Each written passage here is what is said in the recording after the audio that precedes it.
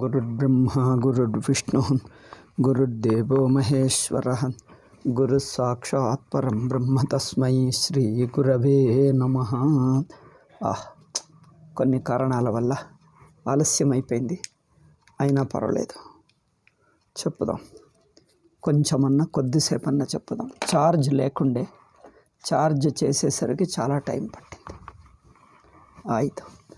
ఇక 2వ అధ్యాయంలో గీతాభాష్యం చాలా రోజుల తర్వాత చెప్తున్నాం. 2వ అధ్యాయంలో నాసతో విద్యతే భావో నాభావో విద్యతే సతః అనే శ్లోకం మీద చెప్తున్నాం. ఏమన్నాడు? విషయేంద్రియ సంయోగాలు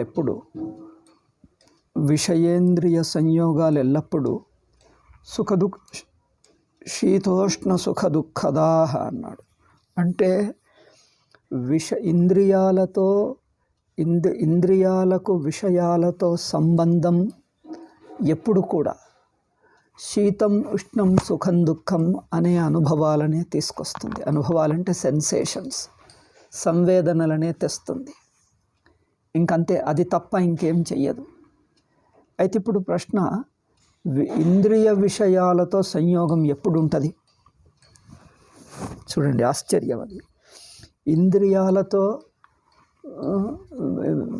అంటే ఇంద్రియాలకు విషయాలతో సంబంధం ఎప్పుడు ఉంటుంది అంటే ఎప్పుడు ఉంటుంది? జాగ్రత్త అవస్థలో ఉన్నంతసేపు ఇంద్రియాలకు విషయాలతో సంబంధం ఉండనే ఉంటుంది. ఎప్పుడు? జాగ్రత్త అవస్థలో ఉన్నంతసేపు. జాగ్రత్త అవస్థలో ఎప్పుడు ఉంటాడు? జీవితం అంతా జాగ్రత్త అవస్థే, ఇంకెప్పుడు ఉంటుంది? అంటే జాగ్రత్త అవస్థలోకి నేను ఎప్పుడు వస్తాను? దానికి కాలంలో చెప్పరాదు, అనాది అని చెప్పచ్చు. అందుకే నా జీవితంలో ఎల్లప్పుడూ నేనంటే జీవుడను, అంటే దేహేంద్రియ సమేతుడను. నేనెప్పుడు దేహేంద్రియ సమేతుడనై ఉంటానో అంటే జీవుడై ఉంటాను. ఇంకేముంది? జీవుడు అంటేనే దేహేంద్రియ సమేతుడు. అంటే ఎప్పుడెప్పుడు జీవుడు దేహేంద్రియ సమేతుడై ఉంటాడు? ఎల్లప్పుడూ ఉంటాడు. జీవుడు అంటేనే దేహేంద్రియ సమేతుడు. కనుక ఇంద్రియాలు ఉన్నాయంటే విషయ సంబంధాలు తప్పవు. అంటే జీవభావం ఉన్నంతసేపు శీతోష్ణ సుఖ దుఃఖాలు తప్పవు అని అర్థం. ఇది కేవలం సుషుప్తిలోనే లేకుండా పోతుంది. సుషుప్తిలో ఎప్పుడైతే దేహేంద్రియాలే లేవో అప్పుడు విషయాలు లేవు. సుషుప్తిలో దేహేంద్రియాలు లేవు, విషయాలు లేవు, వాటితో సంబంధము లేదు. సంబంధం ద్వారా కలిగే శీతోష్ణ సుఖ దుఃఖాలు లేవు. అంటే శీతోష్ణ సుఖ దుఃఖాలు ఉన్నాయంటే ఇంద్రియాలతో విషయ సంబంధం ఉందని అర్థం. ఇంద్రియాల విషయ సంబంధం ఉందంటే నేను ఇంద్రియయుక్తుడను, దేహేంద్రియయుక్తుడనయ్యాను. దేహేంద్రియయుక్తుడను అంటే జీవుడని అర్థం, ఇంకేముంది? అయితే ఇంత తప్పనిసరి అయి ఉండగా శీతోష్ణ సుఖ దుఃఖాలు, వీటిని ఎవరు సహించుకుంటారో అతను మోక్షానికి అర్హుడు అని కింది శ్లోకంలో చెప్పాడు. అమృతత్వాయ కల్పతే అన్నాడు. ఎవరు దీన్ని అంటే సహించుకోవటం అంటే కొంచెమైతే సహిస్తాం, మరీ ఎక్కువైతే ఎట్లా సహిస్తాం? మరి సహించుకోవటం అంటే అర్థం ఏమిటి అంటే, సహించుకోవటం అంటే అర్థం అవి మనకు లేవని గ్రహించటం అని తర్వాత శ్లోకంలో చెప్తాడు. నాసతో విద్యతే భావః. దానికి భాష్యకారులు అన్నారు, ఈ కారణం వల్ల కూడా వీటిని సహించుకోవాలి. ఇతశ్చ శోకమోహౌ అకృత్వ శీతోష్ణాది సహనం యుక్తం. 16వ శ్లోకం నాసతో విద్యతే భావో అనే శ్లోకాన్ని చెప్తున్నాం. ఇగో ఈ కారణం వల్ల కూడా శీతోష్ణాదులను సహించటం అవసరం. సహించి శోకమోహాలను దాటాలి. మొదలు శీతోష్ణాదులను సహించటం అంటే శీతోష్ణాదుల అనుభవాలు మిథ్య అయితే తనకు లేకపోతే ఇంకా వాటి గురించిన దుఃఖమే లేదు. వాటి గురించి ఏం చెయ్యాలి అనే ప్రశ్నే రాదు. ఏం చెయ్యాలి, ఏం చెయ్యకూడదు, ఎందుకంటే అవి ఉన్నంతసేపు ఏం చేసినా తప్పదు. అవి ఇంద్రియాలున్నంతసేపు చూడు, నేను జీవుణ్ణైనంతసేపు దేహేంద్రియాలు తప్పవు. దేహేంద్రియాలు ఉన్నంతసేపు విషయ సంబంధం తప్పదు. విషయ సంబంధాలు ఉన్నంతసేపు శీతోష్ణ సుఖ దుఃఖాలు తప్పవు. మరి అదే సంసారం. అంటే జీవభావమే సంసారం. ఏదో తాత్కాలికంగా కొద్దిసేపు మర్చిపోవటమో ఏదో పెట్టచ్చు, కానీ ఆ తాత్కాలికాలు పరిష్కారాలు కావు. అందుకని జీవభావం ఉన్నంతసేపు సంసారమే. శీతోష్ణ సుఖ దుఃఖాలు, శీతోష్ణ సుఖ దుఃఖాలు అనేవి ఉపలక్షణం మాత్రం. అవునా?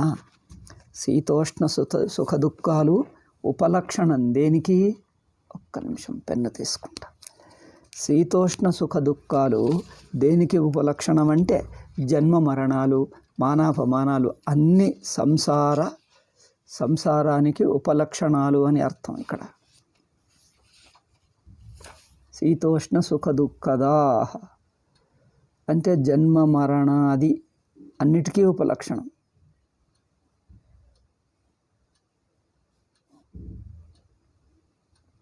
ఉపలక్షణం అంటే సూచకం, ప్రతినిధి అని అర్థం.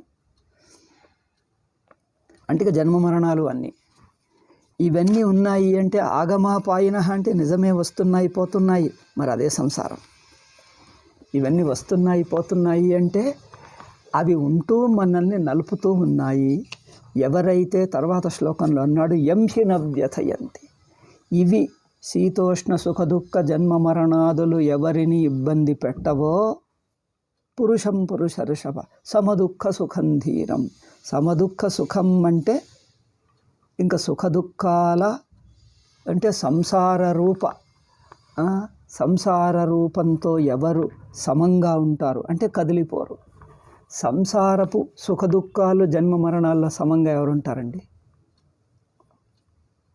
సంసారపు సుఖ దుఃఖ జన్మ మరణ, ఇంకోటి ఏమిటి, అశనాయ పిపాస ఆకలి దప్పులు మానావమానాలు, వీటిలో సమంగా ఎట్లుంటాం? జీవుడంటే వీటికి గురి అవ్వటం. వీటికి గురి అయితే నలిగిపోతూనే ఉన్నాడు. నలిగిపోతున్నవాడు సమంగా ఉండు అంటే సమం అంటే వాటి వలన కదలకుండా ఉండటాన్నే సమం అన్నాం.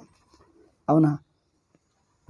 ఇప్పుడు శీతోష్ణ సుఖ దుఃఖాలు అంటే ఒట్టి శీతోష్ణ సుఖ దుఃఖాలకు మాత్రమే చెప్పకుండా, వాటిని మాత్రమే అనుకోకుండా మొత్తం సంసార లక్షణం అని తీసుకో. జన్మ మరణాలు, మానావమానాలు, జయాపజయాలు అన్నీ కలుపుకొని చూడాలి. శీతోష్ణ సుఖ దుఃఖాలు అనేవి సంపూర్ణ సంసారానికి ఉపలక్షణం, ప్రతినిధిగా అన్నిటినీ కలుపుకోవటానికి అట్లా ఉపలక్షణంగా చెప్పాడు. అయితే ఈ శీతోష్ణ సుఖ దుఃఖాలు ఎప్పుడుంటాయి? విషయాలకు ఇంద్రియాలకు సంయోగం ఉన్నంతసేపు. అంటే ఇంద్రియ విషయాలకు సంయోగం ఎప్పుడు ఉంటుంది? ఎప్పుడు ఉంటుంది. జీవభావం ఉన్నంతసేపు ఉంటుంది. అంటే జీవభావం ఉన్నది అంటే దేహేంద్రియ మనస్సులను నేను అని అనుకున్నంతసేపు జీవభావం. జీవభావం అంటే నేనే దేహేంద్రియ మనస్సులు ఉన్నవాడను ఒక వ్యక్తిని, దేహేంద్రియ మనస్సుల వాడను ఒక వ్యక్తిని అనే భావం ఉన్నంతసేపు జీవభావం. ఇక జీవభావం ఉన్నంతసేపు దేహేంద్రియాదులు ఉన్నంతసేపు విషయ సంబంధం ఉన్నంతసేపు సుఖ దుఃఖ జన్మ మరణ. అది అయితే ఇప్పుడు ఈ కింది శ్లోకంలో 14లో మాత్రాస్పర్శాస్తు కౌంతేయ శీతోష్ణ సుఖ దుఃఖదా అంటే శీతోష్ణ జన్మ మరణాది దుఃఖాలను ఇస్తూనే ఉంటుంది. మరి వీటిని ఎందుకు సహించాలి అంటే ఆగమాపాయిన అనిత్యా, ఇవి వస్తూ పోతూ ఉంటాయి. అనిత్యాలు అంటే వస్తూ పోతుంటాయి. అనిత్యాలు అనటం వలన అవి ఆత్మస్వరూపానికి చెందినవి కాదు.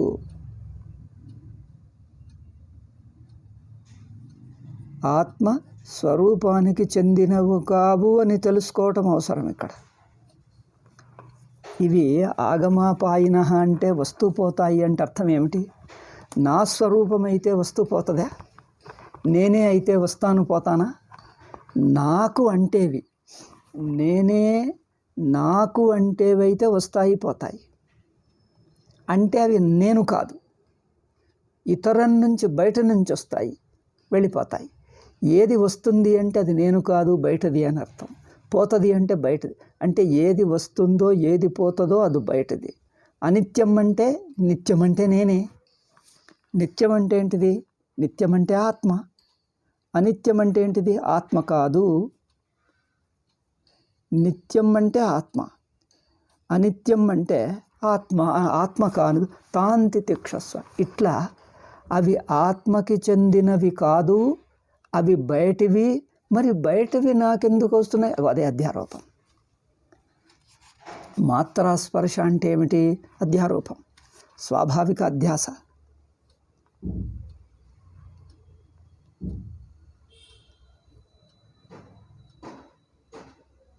మాత్రాస్పర్శాలు అంటే దేహేంద్రియాలు, అంటే స్వాభావిక అధ్యాస. అధ్యాసం పురస్కృత్య సర్వే ప్రమాణ ప్రమేయ వ్యవహారా సుఖదుఃఖాది వ్యవహారా, సకల ప్రపంచ వ్యవహార అదంతా. అయితే జీవభావంలో అంటే అధ్యాస ఉన్నంతసేపు, జీవభావం ఉన్నంతసేపు విషయేంద్రియ సంయోగాలు ఉన్నంతసేపు శీతోష్ణ సుఖ దుఃఖాదులు, జన్మ మరణాదులు అవి ఉన్నాయంటే సంసారం. అవునా? అవి ఉన్నాయంటే సంసారం అని అర్థం. అయితే ఈ సంసారం ఎట్లా వదిలించుకోవాలి అంటే మొదలు సంసార స్వరూపం గమనించో. ఆగమాపాయిన, జాగ్రత్తలో ఉంటుంది, స్వప్నంలో లేదు. స్వప్నంలో వేరే రకంగా ఉంటాయి, సుషుప్తిలో ఏదీ లేదు. అది గమనించడం. ఆగమాపాయి అంటే జాగ్రత్తలో ఉంటాయి, స్వప్నంలో ఇవి తొలగుతాయి, మరొకటి వస్తాయి. సుషుప్తిలో అయితే ఏవీ ఉండవు. కనుక అనిత్యాహ అంటే ఆత్మస్వరూపాలు కావు. ఇట్లా తాన్ తితిక్షస్వ భారత. తితిక్ష అంటే దాటు అని అర్థం.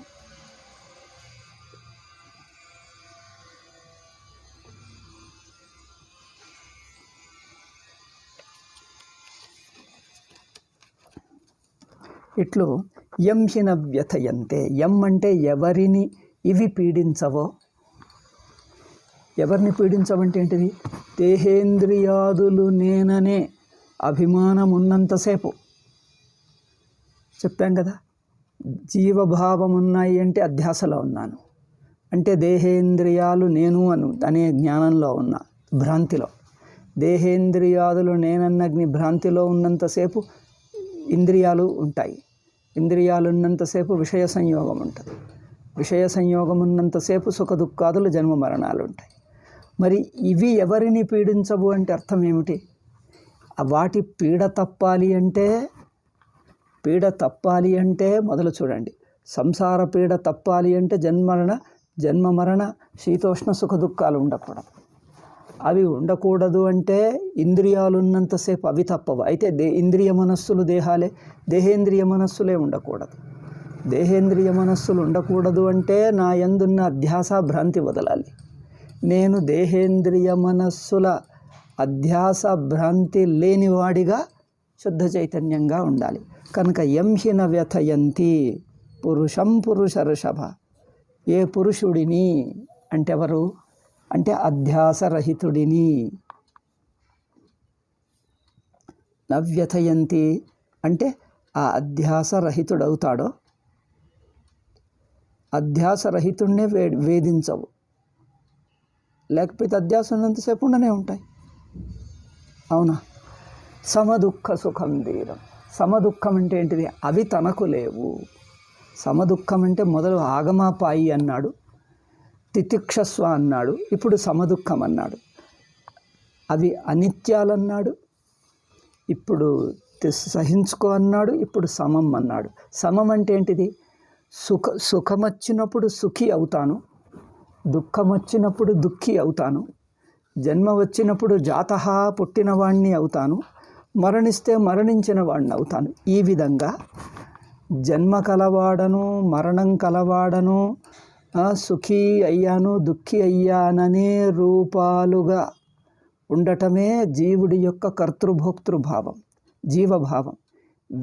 ఈ రూపాలుగా సుఖీ దుఃఖి కర్తృ భోక్తృ అనే రూపాలుగా మారుతున్నాడే, వికారశీలుడవుతున్నాడే.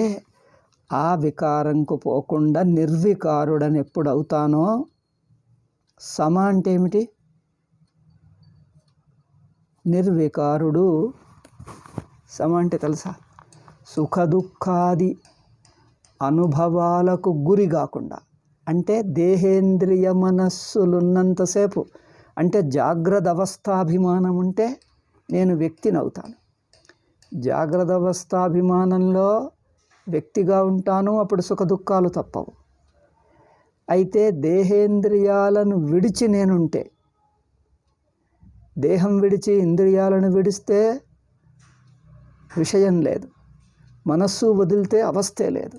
చూడండి, దేహేంద్రియాలను విడిస్తే విషయ సంబంధం లేదు, మనస్సునే విడిచేస్తే అవస్థే లేదు. సుషుప్తిలో ఎట్లున్నానో, అవునా, సుషుప్తిలో ఎట్లా ఉన్నానో, ఈరోజు సోమవారమేనా? నేను తప్పు చెప్తున్నాను? సోమవారమే కదా, కరెక్టే. కనుక విషయేంద్రియ సంబంధాలను, విషయేంద్రియాలు నేను అనే సంబంధం ఎట్లా పెట్టుకున్నాను? అధ్యాస వల్ల. విషయేంద్రియ సంబంధాలు నేను అనేది అందరికీ స్వాభావికంగా అనిపిస్తుంది.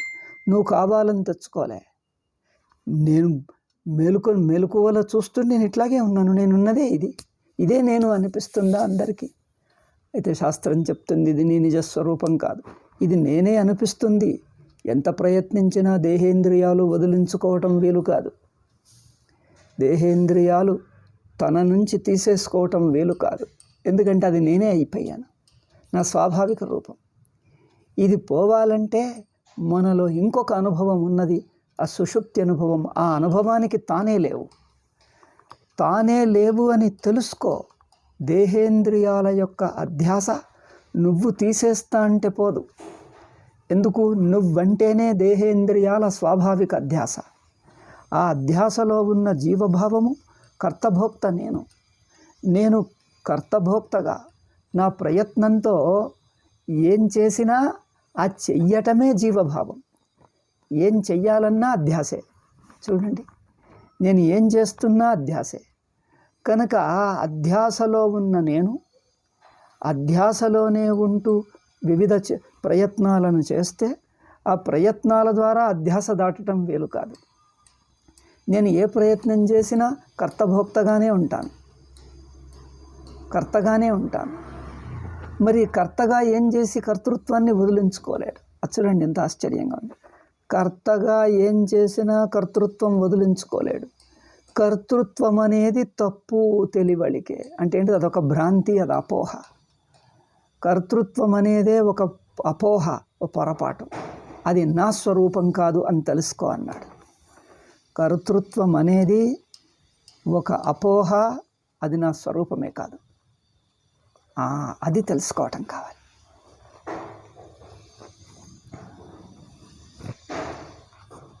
అది ఎట్లా తెలుసుకుంటామంటే మన అనుభవమే చెప్పాలి.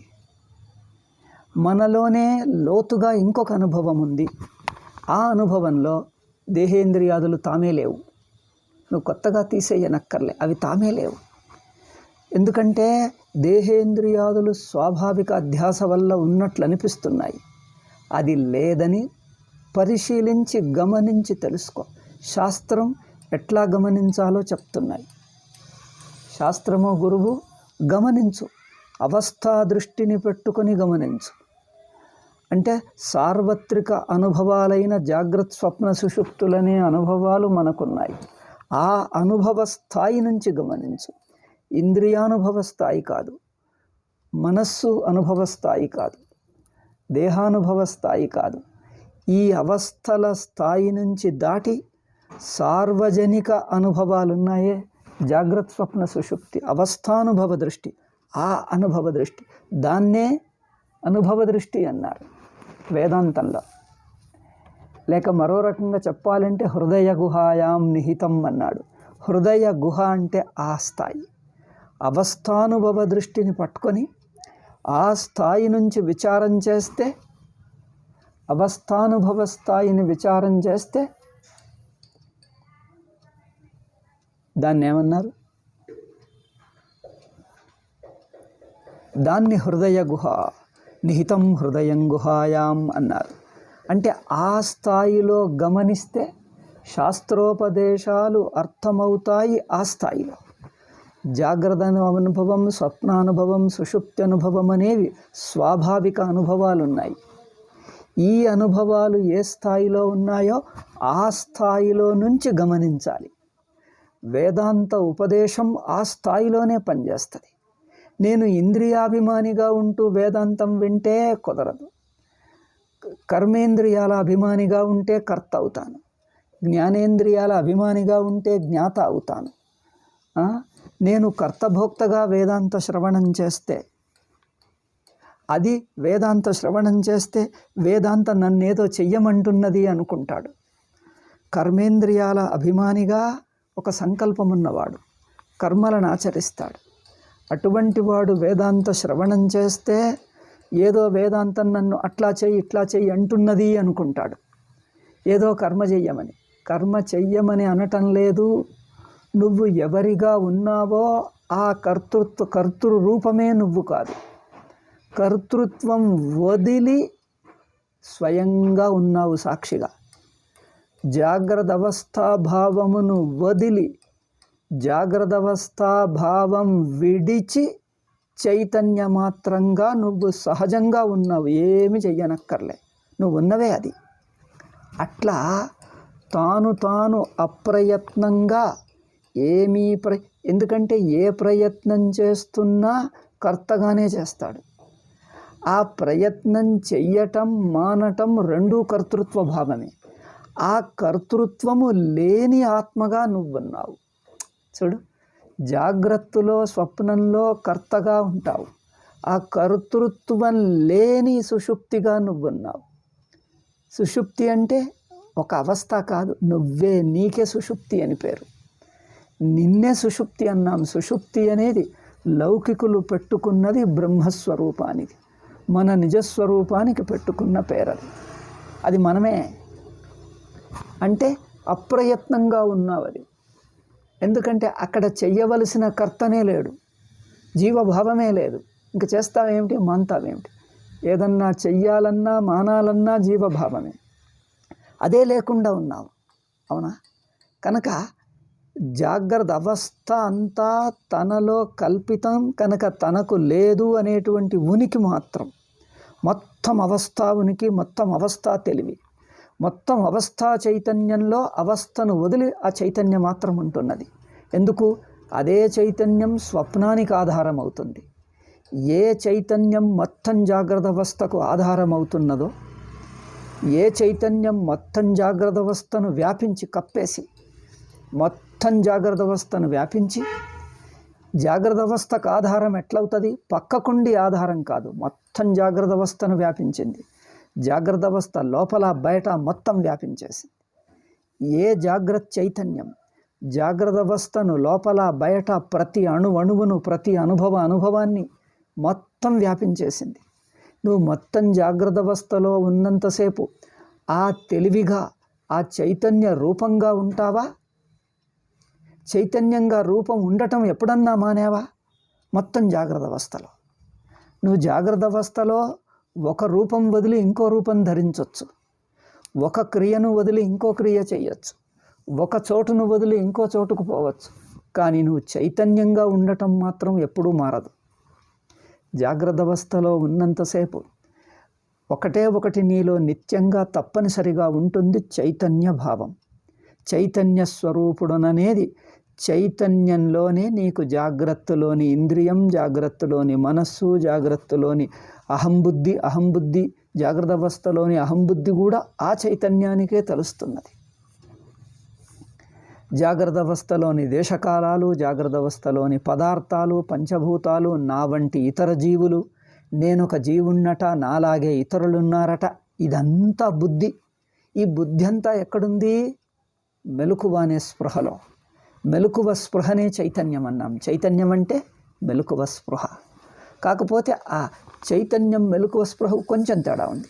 మెలకువ స్పృహ అనేది చైతన్యంలో ఒక జాగ్రత్త అవస్థ దృష్ట్యా పెట్టిన పేరు. కానీ చైతన్యం మొత్తం మెలకువను వ్యాపించి మెలకువ అవస్థ లేనప్పుడు కూడా ఇంకా కొనసాగుతుంది. ఆ చైతన్య స్పృహ మొత్తం జాగ్రత్త అవస్థను వ్యాపించి ఉంటుంది. ఎంత వ్యాపించిందంటే జాగ్రత్త పదార్థాలు, జాగ్రత్త దేహేంద్రియాదులు, జాగ్రత్తలోని నేను బుద్ధి తుడుచుకుపోయినా, జాగ్రత్త అవస్థలోని నేను బుద్ధి తుడుచుకుపోయినా ఆ చైతన్య ఆధారం అట్లాగే ఉంటుంది, కదలదు మెదలదు. అవునా? ఆ చైతన్య ఆధారంలో స్వప్నం కనిపిస్తుంది. అంటే మనకు స్వప్నావస్థ తెలుస్తున్నది అంటే ఏ తెలివికి స్వప్నావస్థ తెలుస్తున్నదో ఆ తెలివి జాగ్రత్త అవస్థకి, తెలివి అంటే చైతన్యం, ఆ చైతన్య స్పృహ జాగ్రత్త అవస్థకే గనక కట్టుబడి ఉంటే స్వప్నావస్థ దానికి తెలిసేది కాదు.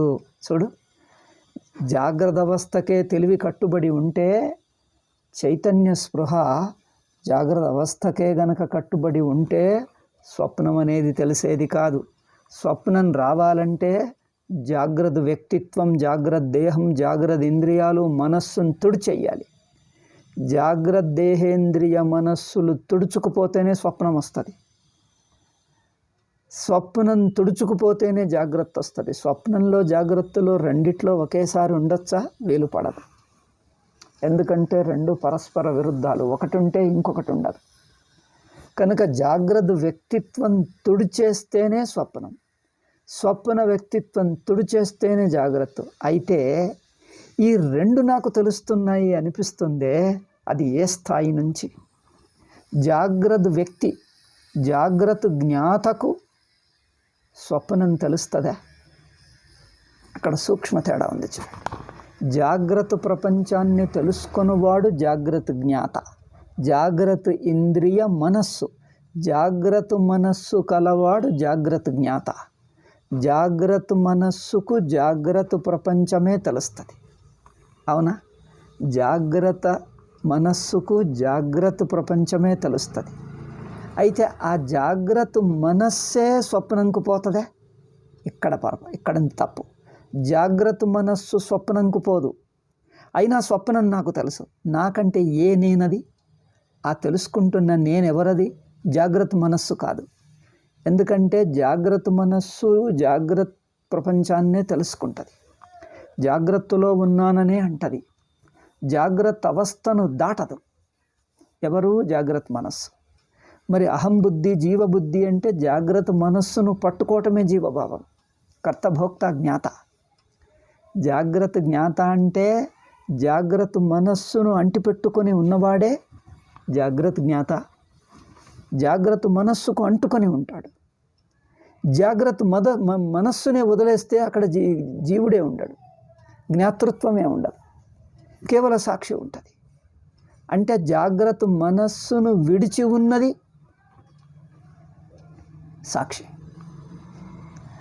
ఆ సాక్షికే కదా జాగ్రత్త అవస్థకు బయట ఉన్నది, జాగ్రత్త అవస్థను దాటింది. అంటే జాగ్రత్త మనస్సును దాటిన దాన్ని తెలుసుకోగలదు ఎవరు? జాగ్రత్త మనస్సును దాటిన దాన్ని తెలుసుకునేది సాక్షి అవుతుంది, కానీ జాగ్రత్త మనస్సు కాదు. జాగ్రత్త మనస్సు మొదలిక్కడ స్వప్నం అనేది జాగ్రత్త మనస్సులో జరుగుతుందా, జాగ్రత్త మనస్సును దాటి బయట జరుగుతుందా? స్వప్నం అనేది జాగ్రత్త మనస్సులో జరగదు. జాగ్రత్త మనస్సును విడిచిపెడితే ఇంకొక కల్పిత మనస్సు ఉంది, అక్కడ అధ్యారోపితమైన ఇంకొక మనస్సు ఉంది. అది జాగ్రత్త మనస్సు కాదు. జాగ్రత్త మనస్సు అయితే అది జాగ్రత్త అవస్థలోకే వచ్చేస్తుంది స్వప్నం. స్వప్నం అంటేనే జాగ్రత్త అవస్థలో భాగం కాదు, జాగ్రత్త అవస్థకు బయటది అని అందరి అనుభవం చెప్తున్నది. అవునా కాదా? స్వప్నం అంటేనే జాగ్రత్త అవస్థలో అనుభవంలో భాగం కాదు, జాగ్రత్త అవస్థకు బయట. అంటే అర్థం ఏమిటి? స్వప్నం అంటేనే జాగ్రత్త అవస్థకు బయట, అంటే జాగ్రత్త మనస్సుకు బయట, అంటే జాగ్రత్త జ్ఞాతకు బయట. అది చూడండి, జాగ్రత్త జ్ఞాతకు బయట అంటే మరి జాగ్రత్త మనస్సుకు తెలియదు, అంటే జాగ్రత్త అవస్థకు తెలియదు, అంటే జాగ్రత్త జ్ఞాతకు తెలియదు. జాగ్రత్త అవస్థ, జాగ్రత్త మనస్సు, జాగ్రత్త జ్ఞాత, ఈ మూడు ఒకటే. మళ్ళీ చెప్తాను, జాగ్రత్త జ్ఞాత, జాగ్రత్త మనస్సు, జాగ్రత్త అవస్థ, ఈ మూడింటికి ఒకటే. మూడు పేర్లు, మూడు మాటలు, మూడు ఒకటే అనుభవం. అయితే జాగ్రత్త అనుభవం లేక జాగ్రత్త అవస్థ లేక జాగ్రత్త మనస్సు, లేక జాగ్రత్త వ్యక్తిత్వం, లేక జాగ్రత్త జ్ఞాత, అతను జాగ్రత్త మనస్సుకే కట్టుబడతాడు. జాగ్రత్త మనస్సుకు బయటది వాడికి తెలియదు, మరి మనకు తెలుస్తుంది. స్వప్నావస్థ జాగ్రత్త మనస్సులో భాగం కాదు. ఎందుకు? ఈ జాగ్రత్త మనస్సు అక్కడ లేదు. జాగ్రత్త మనస్సు మీకు స్వప్నంలో ఉన్నప్పుడు జ్ఞాపకం వస్తుందే? రాదు. రెండున్నాయి చూడండి. జాగ్రత్త మనస్సు అయితే జాగ్రత్త వ్యక్తిత్వం. మీకు జాగ్రత్త వ్యక్తిత్వ స్పృహ స్వప్నంలో ఉన్నప్పుడు ఉందా? జాగ్రత్త వ్యక్తిత్వ స్పృహ స్వప్నంలో ఉన్నదా? జాగ్రత్త మనస్సు స్వప్నంలో ఉన్నదా? లేదు. జాగ్రత్త మనస్సుతో జాగ్రత్త ప్రపంచం తెలుస్తుంది. జాగ్రత్త మనస్సు లేదంటే ప్రపంచం లేదు. జాగ్రత్త వ్యక్తి లేడు. జాగ్రత్తలోని నేనంటున్న జాగ్రత్త జ్ఞాతృత్వం లేదు.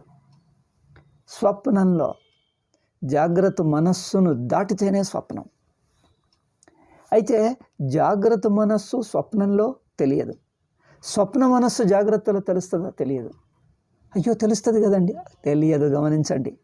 స్వప్నమును మిథ్యాన్ని తెలుసుకొని జాగ్రత్తకు వచ్చాడు కానీ ఆ స్వప్నమును అట్లాగే పట్టుకొని జాగ్రత్తకు రాలే. అవునా?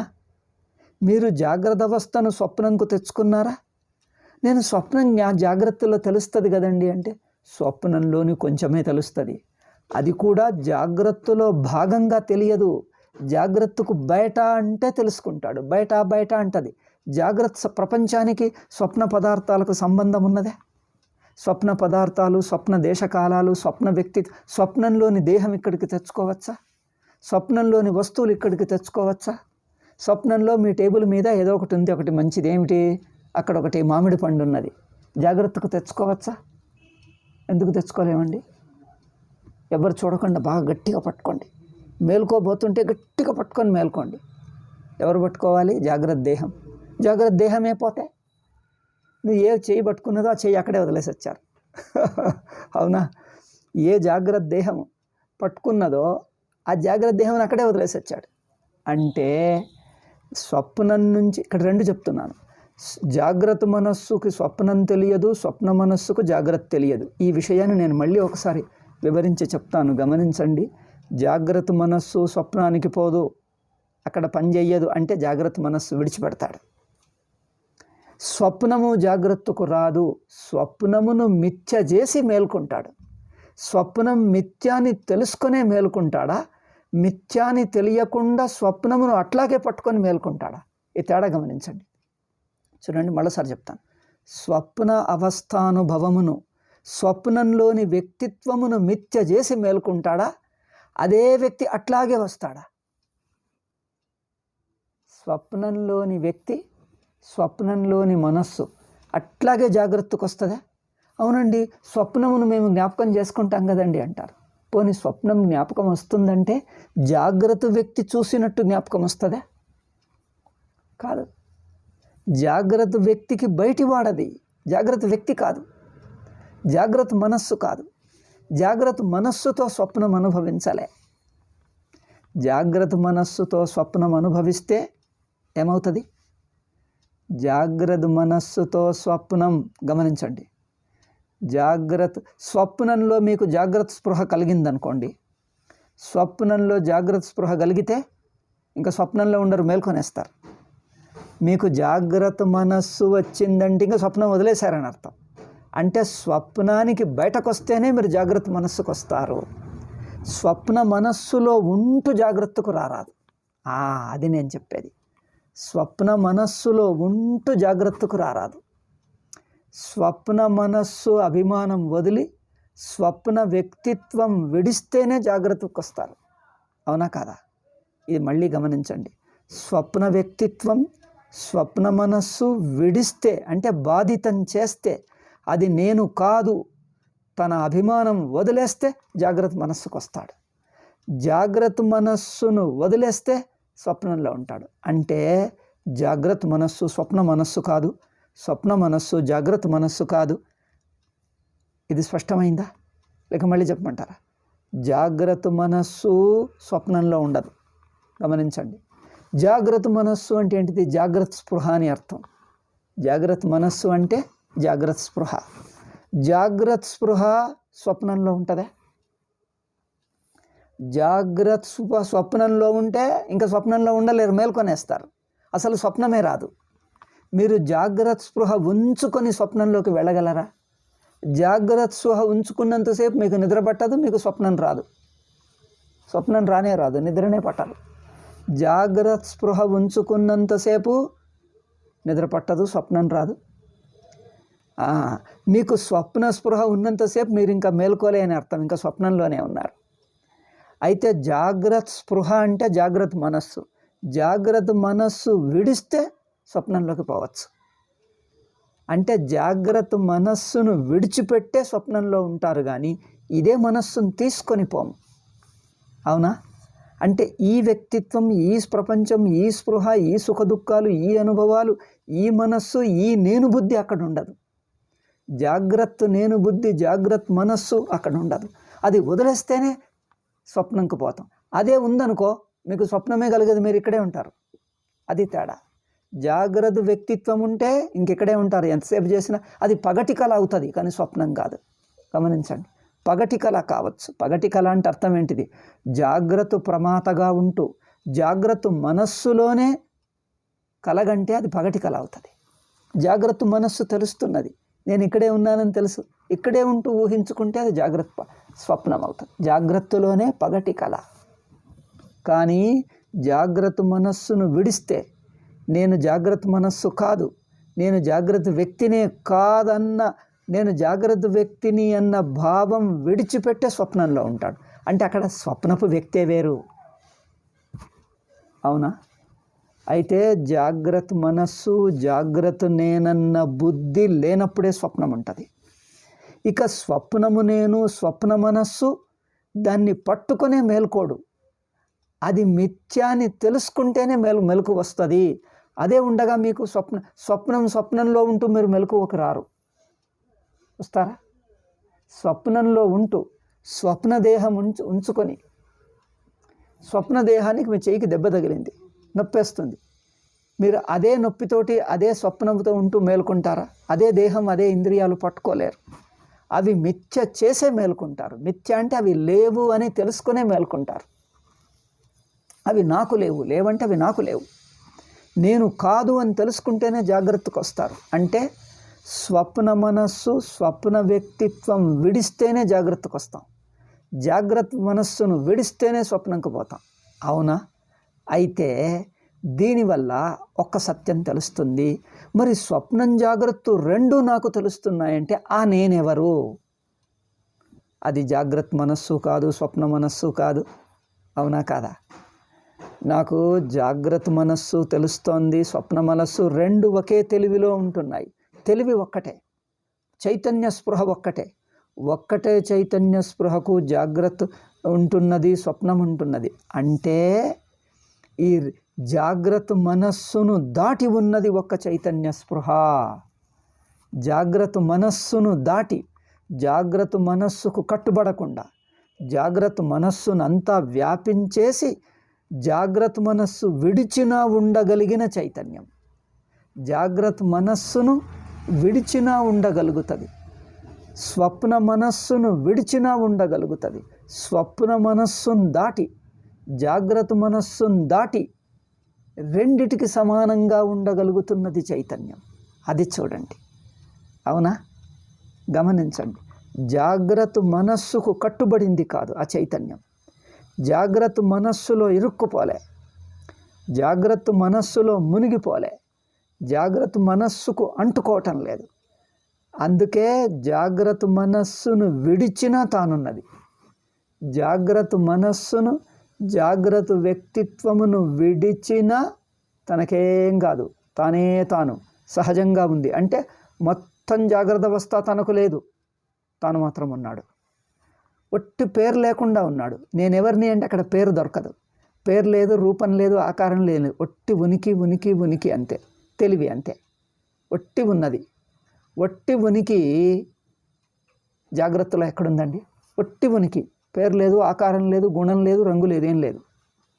ఒట్టి ఉనికి ఒట్టి ఉనికి మొత్తం జాగ్రత్త అవస్థ అంతా వ్యాపించింది. జాగ్రత్త అవస్థలో ఒక చోట లేదు, చోటు బుద్ధి అంటే ఆకారం వస్తుంది. చోటు అంటే ఆకారం, ఆకారం అంటే దేశంలో కాలంలో పడిపోయింది. దేశకాలాలు లేవు అంటే ఆకారం లేదు. ఒట్టి ఉనికి అంటే దేశకాలాలు లేకుండా, ఆకారం లేకుండా, ఇంత ఇంత అని పరిమాణం లేని ఉనికి, పరిమాణం లేని ఉనికి, ఆకారం లేని ఉనికి, అనంత ఉనికి అని. అనంత ఉనికి జాగ్రత్త అవస్థలో ఎక్కడుంది? జాగ్రత్త అవస్థని మింగేసి ఉన్నది. అట్లానే చెప్పాలి. జాగ్రత్త అవస్థ అంతా వ్యాపించి దాన్ని మింగేసి కూర్చున్నది. అది జాగ్రత్తలో ఇరుక్కుపోదు, అందులో ఇనికిపోదు. జాగ్రత్త అవస్థలో ఇనికిపోదు, జాగ్రత్త అవస్థను తాను మింగేస్తుంది, తనలో ఇమిడి చేసుకుంటుంది. జాగ్రత్త మనస్సును, జాగ్రత్త దేశకాలాలను, జాగ్రత్త అవస్థను మింగేస్తుంది, తనలో ఇమిడి చేసుకుంటుంది, తాను మాత్రం ఉండిపోతుంది. ఆ ఉనికి, ఆ తెలివి అదే జాగ్రత్తను స్వప్నాన్ని రెండింటికి సమాన దూరంగా, రెండింటికి సమాన దూరం అంటే జాగ్రత్తలో ఇరుక్కుపోదు, స్వప్నంలో ఇరుక్కుపోదు. రెండు మాత్రం నాకు తెలుసు అంటది. రెండు తెలుసు అని, రెండు తెలుసు అంటే నువ్వు రెండిట్లోనూ ఇరుక్కుపోలేదని అర్థం. అవునా? రెండు తెలుసు అంటే రెండిట్లో దేంట్లోనూ పోలేదు. అటువంటి తెలివి, అటువంటి చైతన్య స్పృహ అది ఒక వ్యక్తి కాదు. చూడండి, దానికి ఒక దేశం లేదు. ఇక్కడ ఇంత ఈ తెలివి అని కాదు, అది చైతన్యమే. కానీ ఈ తెలివి ఇప్పుడు పుస్తకం తెలివి పుస్తకంకే పరిమితం అవుతుంది, గోడ తెలివి గోడకే పరిమితం అవుతుంది. ఒట్టి తెలివి అంటే చైతన్యం మాత్రం ఎక్కడుంటుంది? ఇప్పుడు పుస్తకపు తెలివి పుస్తకం తలుచుకుంటే అవుతుంది, పుస్తకం చూస్తున్నప్పుడు ఉంటుంది. గోడ తెలివి గోడను చూస్తున్నప్పుడు, టేబుల్ తెలివి టేబుల్ చూస్తున్నప్పుడు, చెట్టు తెలివి చెట్టును చూస్తున్నప్పుడు. ఒట్టి శుద్ధ చైతన్యంకి దేన్ని చూడాలి? ఏది అక్కర్లేదు. ఏదో ఒక వస్తువు వచ్చిందంటే తెలివి పరిమితం అయిపోతుంది. అవునా? ఏదో ఒక వస్తువు సంబంధం వచ్చిందంటే ఆ వస్తువు యొక్క జ్ఞానం అంటే, వస్తువు యొక్క తెలివి అంటే అది పరిమితం అయిపోతుంది. ఏ ఒక్క వస్తువుది కాదు, మొత్తం అవస్థది కాదు, మొత్తం అవస్థను తెలుసుకుంటుంది. మొత్తం అవస్థ పోయింది అని కూడా చెప్తుంది.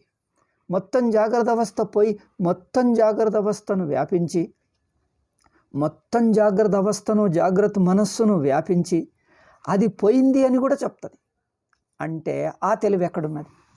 దానికి ఒక ఆకారం లేదు, జాగ్రత్త అవస్థకు కట్టుబడలేదు, జాగ్రత్త అవస్థ లోపల లేదు, మొత్తం జాగ్రత్త అవస్థను వ్యాపించింది. ఎంత వ్యాపించిందంటే జాగ్రత్త అవస్థనే మింగేస్తుంది. అది పోయిందని కూడా తెలుస్తుంది.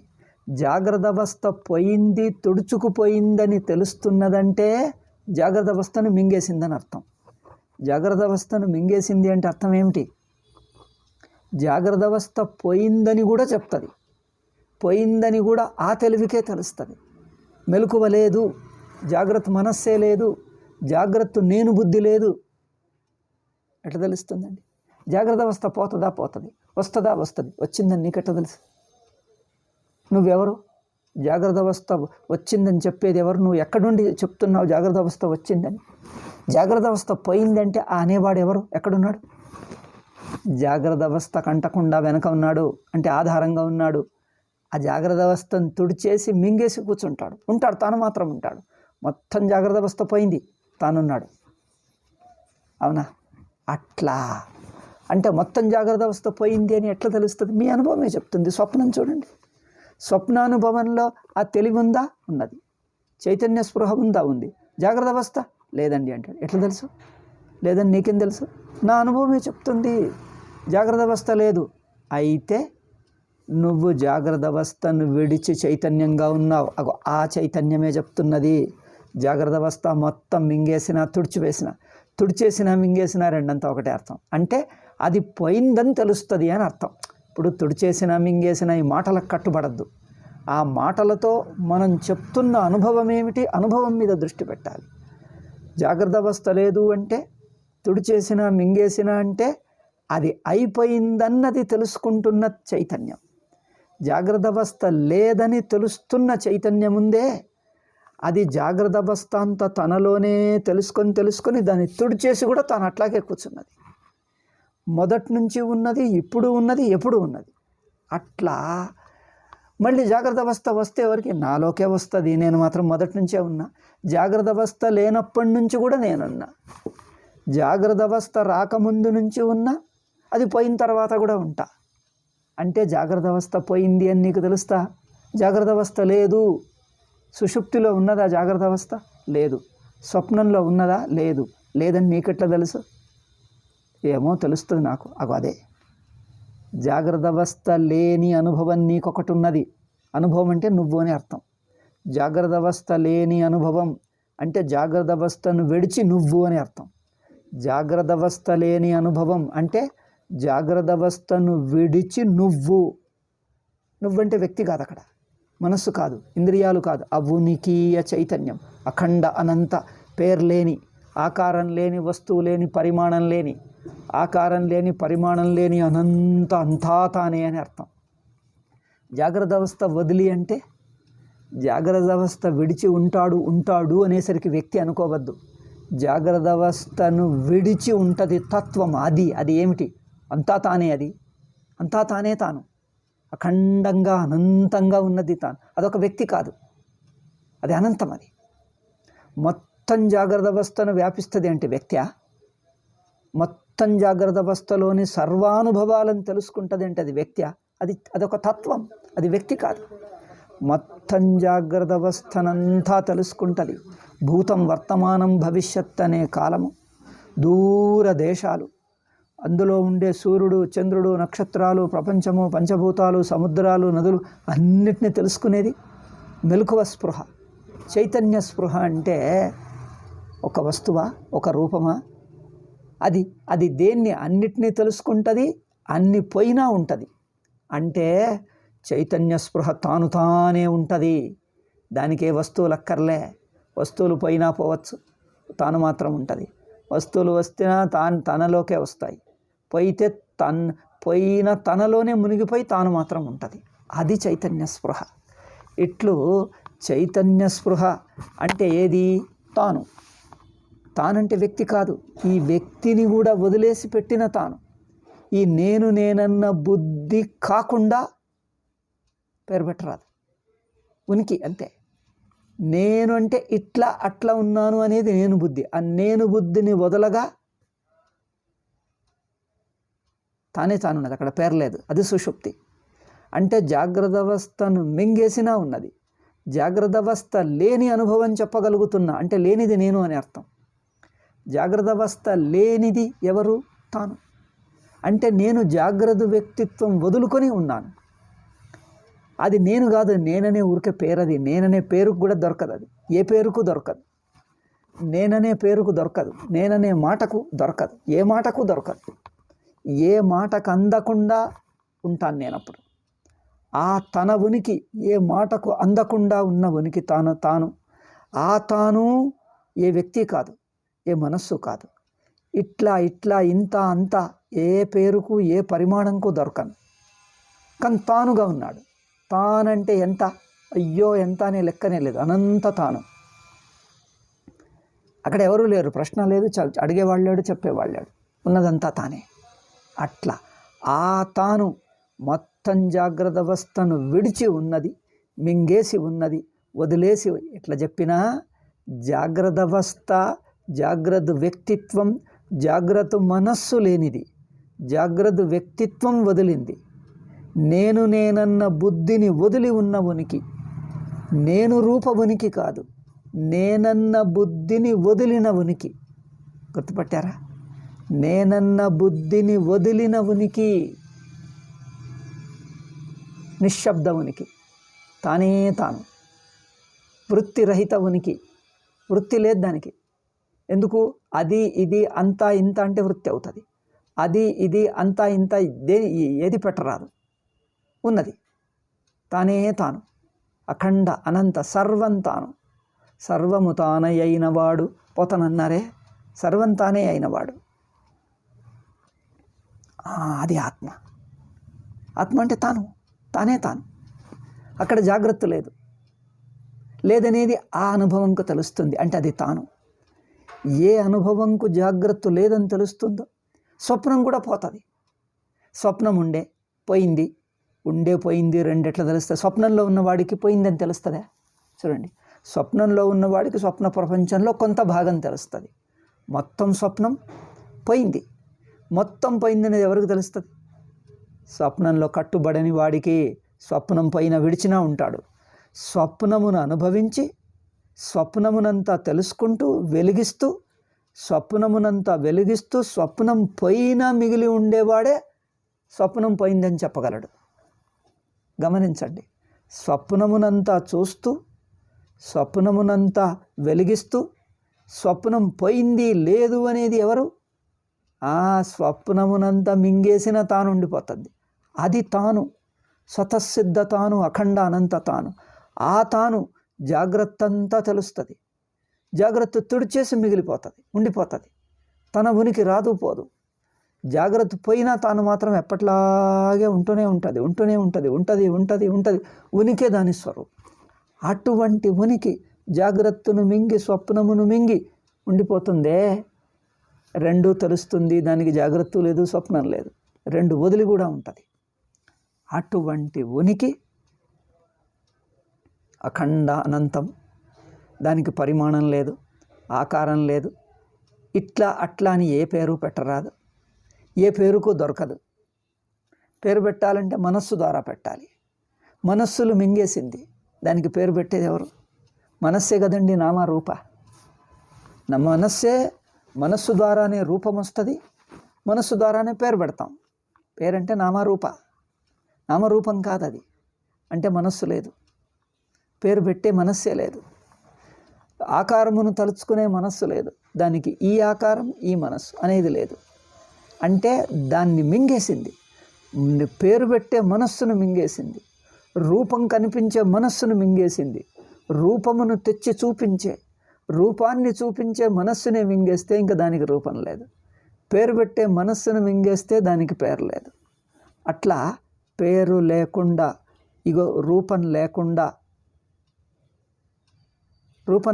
పేరు లేకుండా అంటే జాగ్రత్త మనస్సు, స్వప్న మనస్సు లేకుండా. అంటే జాగ్రత్త మనస్సు లేని అనుభవం ఒకటి ఉంది, స్వప్నానుభవం లేని అనుభవం ఒకటి ఉంది. అదే స్వప్నం లేదు కానీ తానుంది, జాగ్రత్త లేదు కానీ తానుంది. మరి తానెవరు? తానెవరని చెప్పటానికి మనస్సు లేదు, ఎవరు అని చెప్పలేదు. ఉండటం ఉంది అంతే. ఉండటమే తన స్వరూపం, తానే తాను అంతే. దానికి ఏ పేరు అక్కర్లే, ఎవరూ చెప్పనక్కర్లే. మీరు ఒంటరిగా ఉదాహరణ చెప్తాను. మీరు ఒంటరిగా మీ ఇంట్లో గదిలో కూర్చున్నప్పుడు మీ పేరు మీరు తలుచుకుంటారు. ఇంకొకటి అడిగితే పేరు చెప్తారు, అవునా? ఇంకొకటి మీరు ఎవరండి అంటే పేరు చెప్తారు. ఎవరు లేకపోతే తన పేరు తాను తలుచుకునే అవసరం లేదు. తానే తానుండగా పేరు ఒకడు పెడతాడు, పేరుతో ఒకడు పిలుస్తాడు. తనకు తాను పిలుచుకోవాలా? నిన్ను నువ్వు పిలుచుకోవటానికి పేరు పెట్టి పిలుచుకుంటావా? అంటే తాను ఉన్నది స్వప్రకాశం, స్వతసిద్ధం కనుక పేరు పెట్టేవాడు ఇంకొకటి అవసరం లేదు. ఇంకొకడంటే మనస్సు. పేరు పెట్టి పిలవాల్సిన అవసరం లేదు, పేరే అవసరం లేదు. ఇంకొకటి వస్తే అప్పుడు పేరు వస్తుంది, పిలవటం. ఎందుకంటే పోల్చినప్పుడే ఇది కాదు అనే సంబంధం ఉన్నప్పుడే పేరు పెడతాం. ఇది కాదు, ఇంత కాదు, ఇది కాదు అని ఐడెంటిఫికేషన్ కోసం గుర్తించడానికి పేరు పెడతాం. అంతా తానే అయితే పేరు ఎవరు పెట్టాలి, ఎందుకు పెట్టాలి? ఒకటి ఉంటే పేరు పెడతామా? ఒకళ్ళు అన్నారు, ఎట్లా అంటే సూర్యుడు ఉదయించాడు అన్నాడు. తెల్లవారింది సూర్యుడు ఉదయించాడు అంటే ఏమన్నారు మీరు చెప్పండి. ఏం చెప్పాను? అదే సూర్యుడు ఉదయించాడు. ఓహో, ఏ సూర్యుడు అని అడుగుతారా? ఏ సూర్యుడు అని మీరు అడిగారు అనుకో, అదేం ప్రశ్న? సూర్యుడు ఒకడే ఉన్నాడా, ఇంకా అనేక సూర్యుడు ఉన్నాడు? ఏ సూర్యుడు ఉదయించాడు అని మీరు అడిగారు అనుకో, వాడు ఏం జవాబు చెప్తాడు? నువ్వు ఎన్ని సూర్యుడు చూసావు చెప్పు, చెప్పు మొదలు. మరి అంతే. కనుక దానికి పేరు పెట్టనక్కర్లే. అట్లే ఆకాశం అంటే ఉన్నది ఒకటే ఆకాశం. అట్లా తానే తాను ఉన్నాడు, ఇంకా తనకంటే వేరు ఇంకొకటి లేనే లేదు. ఏమని పేరు పెట్టాలి? అక్కడ సూర్యుడన్న పేరు ఎందుకు పెట్టామంటే సూర్యుడు కాకుండా భూమి ఉన్నది, ఆకాశం, అగ్ని ఉన్నది, నీరున్నాయి కనుక సూర్యుడన్న పేరు పెట్టాల్సి వచ్చింది. ఇక్కడ ఆ పేరు అవసరం లేదు, ఎందుకంటే ఉన్నదే తాను, అంతా తాను. అక్కడ పేరు లేదు, పెట్టాల్సిన అవసరము లేదు, ఏమీ చెయ్యారా. అట్లా స్వతసిద్ధంగా తానే తానున్నది, అఖండంగా అనంతంగా.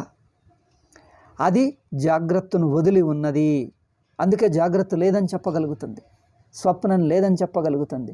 స్వప్నం అయిపోయింది, జాగ్రత్త అయిపోయింది అని దేనితో తెలుసుకుంటున్నావో అది తానుగా స్వతసిద్ధంగా ఎప్పుడూ ఉన్నది. అదే నువ్వు. అంటే నువ్వు స్వప్నంకు కట్టుబడకుండా, జాగ్రత్తకు కట్టుబడకుండా ఆ రెండిటి రాకపోకలను తెలుసుకుంటూ, పోతే పోయినా కూడా నువ్వు పోయిందని తెలుసుకుంటూ ఉంటున్నావు. నువ్వు ఆ తెలివి మాత్రం పోయినట్టు ఎవరికీ లేదు. ఆ స్వతసిద్ధం గనక దానికి రాకపోకలే లేవు. మిగిలినవి వస్తాయి పోతాయి. జాగ్రత్త వస్తుంది పోతుంది, స్వప్నం వస్తుంది పోతుంది, తాను మాత్రం రాదు పోదు. ఎందుకంటే ఉండటమే తన స్వరూపం.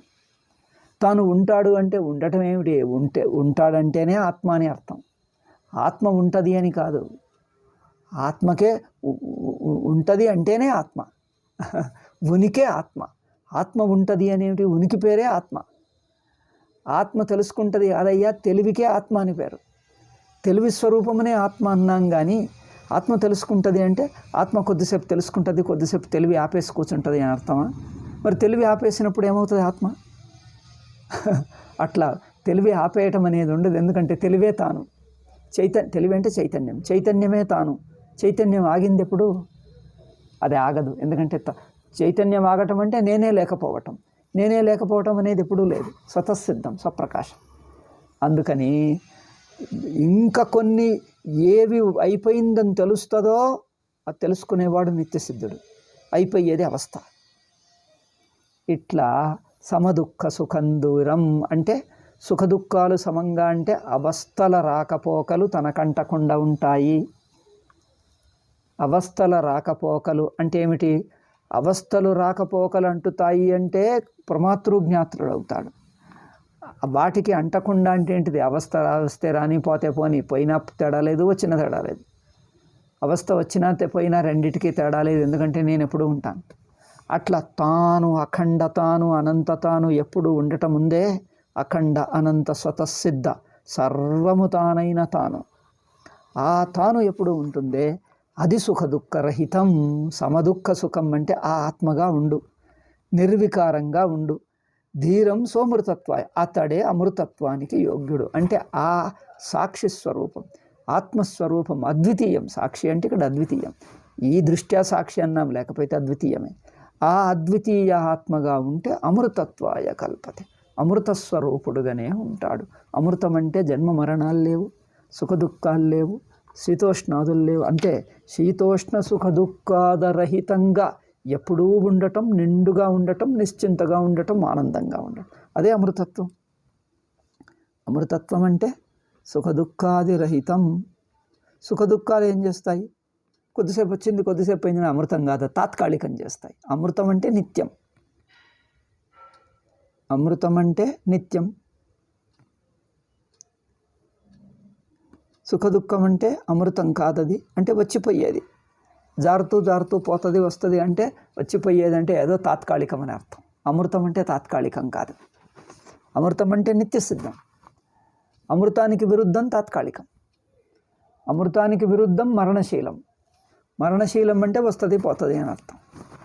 అమృతం అంటే ఇంకా రాదుపోదు, అదేదిగా ఉండటమే ఉండటం, దాని స్వరూపమే ఉంటుంది, ఎప్పుడూ ఉంటుంది, ఉంటుంది, ఉంటుంది, ఉండటమే దాని స్వరూపం. అట్లా అమృతత్వాయ కల్పతే. నువ్వు రావు, పోవు, పెరగవు, తరగవు. సుఖం నీకు ఎక్కువ కాదు, తక్కువ కాదు. దుఃఖం తగ్గిపోదు.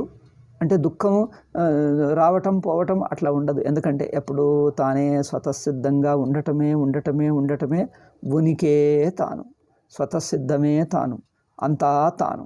అది కనుక అమృతత్వాయ కల్పతే. ఆ అమృత స్వరూపానికి ఎవరు యోగ్యుడు అంటే జీవభావంగా పొందుతున్న సుఖ దుఃఖ నామరూపాదులు లేనివాడు, అంటే అధ్యాస లేనివాడు. జీవత్వ అధ్యాస లేనివాడే అమృతత్వాయ కల్పతే. అవునా? అయితే ఆ జీవత్వ అధ్యాస రహితం ఎట్లా తెలుసుకోవటం అనేది నాసతో విద్యతో భావాలు చెప్పాల్సింది ఈరోజు చెప్దామనుకున్నాను. మరి దానికి ఉపోద్ఘాతమే అయింది. పోనివ్వండి, ఇది వచ్చే పాఠంలో నన్ను చెప్తాను. ఏది శ్లోకం చెప్పినా అనుభవానుసారి చింతనం, మననం, నిధిధ్యాసనం జరగాలి, విచారం జరగాలి. అది ముఖ్యంగాని శ్లోకాలు ఏమిటి? అదే శ్లోకంలో ఏమైనా చెప్పొచ్చు. 10 శ్లోకాలు చదివినా విచారం జరగకపోతే వేస్ట్. ఎందుకంటే శ్లోకార్థం అక్కడే ఉంది, స్వామీజీ రాశారు, భాష్యంలో ఉన్నది. కన్నడిగులు అయితే చదువుతారు, ఇప్పుడు తెలుగులో కూడా ఉన్నాయి గీతా భాష్యాలు. అందరూ చదువుతూ మన రాయదుర్గ వాళ్ళు చేశారు, స్వామీజీ పుస్తకాన్నే చేశారు. రాయదుర్గ చేయలే, రాయదుర్గ దగ్గరకు ఉండి ఇంకో స్వామీజీ చేశాడు, కైవల్యానంద స్వామీజీ చేశాడు. ఎక్కడో దొరుకుతాయి గీతా భాష్యం. అయితే ఇక్కడ ఈ కారణం వల్ల కూడా ఈ నెక్స్ట్ ఈ 16వ శ్లోకంలో నాసతో విద్యతే భావ శ్లోకంలో ఈ కారణం వల్ల కూడా సుఖ దుఃఖాలు నీకుండవు, లేకుండా చూసుకో అంటే ఏంటిది? జీవభావమే వదిలి ఉండు అని అర్థం. జీవభావమే వదిలి ఉన్నావు అని తెలుసుకో, సుఖ దుఃఖాలు లేకుండా ఉండు అంటే ఏం చేయాలండి అంటే, చేస్తే కాదు మరి ఏం చేయాలంటాడు. చెయ్యాల్సింది లేదు అంటే, చెయ్యాల్సింది లేకపోతే మరి సుఖ దుఃఖ రహితుడని ఎట్లా కావాలి తెలుసుకో. అంటే నేను సుఖ దుఃఖ రహితుడనా? అవును. ఈ సుఖ దుఃఖమనే అనిపిస్తున్న కర్తృత్వ భోక్తృత్వ భావం నీ స్వరూపం కాదది. నీ యందు తప్పుగా అపోహపడుతున్నావు, పొరపడుతున్నావే కానీ నువ్వు వ్యక్తి కాదు. సుఖ దుఃఖాలకు అంటనంత అఖండ అనంత చైతన్యంగా నువ్వు ఉన్నావు. అటు దిక్కు దృష్టి పెట్టు. అయ్యో నేను ఇట్లాగే ఉన్నానే మొదటి నుంచి, ఇది నేను కానే కాదే, ఈ వ్యక్తిత్వం కానే కాదే అని తెలుసుకుంటావు. అవునా? నాసతో విద్యతో భావం అనే శ్లోకాన్ని వచ్చే పాఠంలో సోమవారం చెప్పుదాం. మధ్యలో చాలా గ్యాప్ వచ్చింది, పలు కారణాలుండే. కొన్ని రోజులు ఆంధ్ర ప్రయాణం సంచారం చేసి వచ్చాను. విశాఖపట్నం, గుంటూరు, గుడివాడ మా స్వామీజీది, ఇంకా ఎక్కడెక్కడో పలాస దగ్గర అక్కడికి కొంచెం వెళ్ళి వచ్చాను. హైదరాబాద్ కూడా వెళ్ళి వచ్చాను. ఇప్పుడు మళ్ళీ మొదలు పెడతాం. ఇక చాతుర్మాస్యంలో కూడా కొనసాగిస్తాం. అన్ని అనుకూలతలు ఉంటే కొనసాగిద్దాం. ఈశ్వరుడి అనుగ్రహం ఎట్లా ఉంటే అట్లా. ఓం శాంతి శాంతి శాంతి. హరి ఓం శ్రీ గురుభ్యో నమః. హరి ఓం తత్సత్.